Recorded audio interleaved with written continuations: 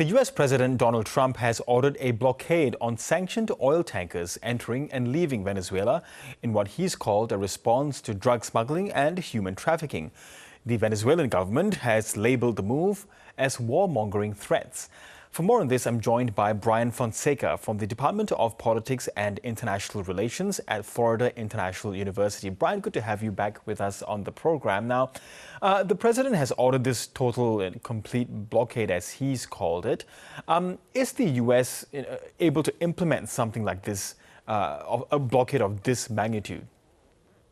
I think so, particularly with respect to, illicit commercial movement activities. I mean, there is some question on whether or not you're going to see an increase in illicit movement of oil. But I think the strategy for the United States here is to essentially, block Venezuela's most important economic resource, which is oil. If Venezuela can't get oil out of the country and it can't increase storage capacity, essentially brings Venezuelan oil production to a halt. Yes, and how damaging might this be to the Venezuelan economy? I mean, it could be huge. I mean, oil, again, has been one of the most important elements of, the Venezuelan economy for more than a century. It was one of the original OPEC founders back in the early 1900s. And so, it has always predicated its economic activity largely, in some cases, up to 90% of its economic activity was just in the energy sector. And so I think what the United States is trying to do is essentially cut off economic resources to the regime as part of this pressurization campaign to try to get to a fracture, some type of, transition event in Venezuela. And why the classification of, oil from Venezuela being sanctioned? Is this a new sanction, or has oil from Venezuela been sanctioned in the past? Yeah, I mean, the United States has levied sanctions, particularly on American businesses operating in Venezuela, and has tried to essentially cut off the global market or access for Venezuela to the global market, again, in the hopes of trying to cut off some of its economic livelihood in an effort to force some type of change there. And so, again, sanctioning and trying to block Venezuelan oil from making its way into the global market is not new for the United States, but certainly a blockade, which in many cases, is often considered an act of war, is in fact, a new strategy for the United States in terms of using military assets or other enforcement bodies to try to block Venezuelan oil from making its way to the global market. And how much pressure do you think this would put on the Venezuelan president, Nicolas Maduro, domestically?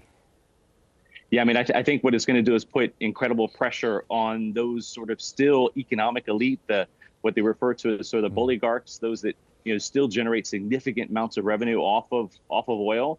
That's going to put pressure on them, certainly, and they're going to apply that pressure on Venezuela. Venezuelan leadership, particularly the political elite.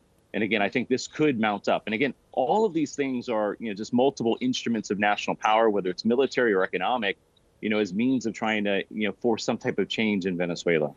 Yes, and that change appears to be regime change. But, for many looking abroad, they will conflate what they may possibly see in Venezuela to, U.S. occupations in places like Iraq and Afghanistan, and looking at what's happened there in the present time. Yeah, I mean, it's a good question, and it's one I've heard before. And I think, again, the United States is going to stop short of any type of, land invasion. I don't think that's what the Americans want. I don't think the United States wants an on-the-ground footprint like we had in Afghanistan or Iraq.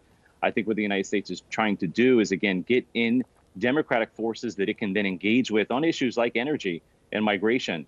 And so I think the difference between those other, those other cases is that, they almost demanded U.S. presence on the ground over long periods of time. And I don't think that's what the United States is trying to do in Venezuela. And in fact, I think it's going to do all it can to try to avoid getting there, which is why you see this slow pressurization using military and economic levers to try to affect change without having to put boots on the ground. Yeah, and Brian, we've quite literally seen a lot of song and dance when it comes to this response from Nicolas Maduro. Yeah. But in general, what do you make of how he's been responding to the threats by the Trump administration?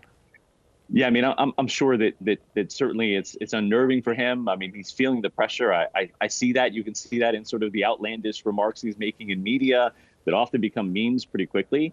But again, I sense he's feeling pressure. And I think what he's trying to do is keep sort of the political elite and the military elite, consolidated and unified, try to prevent a fracture from occurring within the government, trying to continue to cast the United States as the enemy, as sort of an imperialist nation that's looking to pillage Venezuela for its oil and resources.